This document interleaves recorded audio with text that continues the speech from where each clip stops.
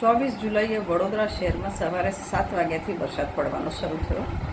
બપોરના 12 વાગ્યા સુધી લગભગ 2.5 થી 3 ઇંચ વરસાદ પડ્યો.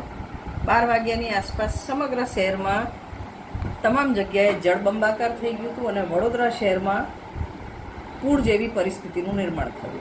એ સમયે વડોદરા શહેરની નદીઓ ખાલી હતી. માંડ 17 ફૂટે વિશ્વામિત્રી વહેતી હતી. તમામ કાંસોમાં ફૂલ પાણી લેવાની ક્ષમતા હતી, પણ નદી અને કાંસ સુધી પાણી પહોંચી નથી શક્યું.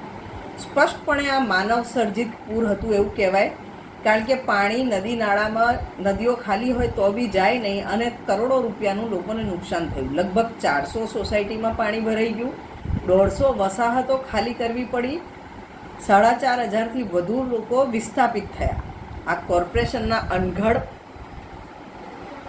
એડમિનિસ્ટ્રેશન અને જે રીતના પ્રી મોન્સૂનની કામગીરીમાં 6 થી 7 કરોડ રૂપિયા વાપર્યા પછી બી વરસાદ આવ્યા પછી તમામ કોર્પોરેશનના અધિકારીઓ જઈને મેનહોલ અને કેચપીટ સાફ કરતા હતા. એના પરથી ખબર પડે છે કે પ્રી મોન્સૂનની કામગીરીમાં ખૂબ મોટા ભ્રષ્ટાચાર થયા. સાથે પાછલા 10 વર્ષમાં 1000 કરોડ રૂપિયાના વરસાદી કાંસો મળ્યા. અમારી માંગણી છે કે આ જે 1000 કરોડના કામ થયા, જે પ્રી મોન્સૂનની કામગીરી થઈ, તેના પર વિજિલન્સ તપાસ થવી જોઈએ. તમામ વિસ્થાપિતો 3 દિવસથી પોતાના ઘરની બહાર છે, તે લોકોને કેશડોલ મળવું જોઈએ.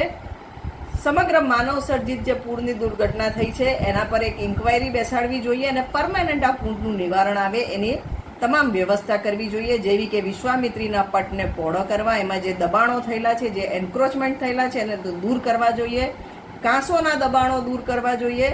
આ બાબતે અમે આજે મુખ્યમંત્રીને પત્ર દ્વારા ડિમાન્ડ કરી છે કે તમામ વિસ્થાપિતોનો સર્વે તાત્કાલિક ધોરણે થાય, તેમને કેશડોલ આપવામાં આવે અને જે બી લોકોને નુકસાન થયું છે, જે 400 સોસાયટીમાં પાણી ભરાઈ ગયું છે, તમામ મધ્યમ વર્ગીય સોસાયટી છે, એ લોકોને બી એમનું કમ્પન્સેશન મળવું જોઈએ.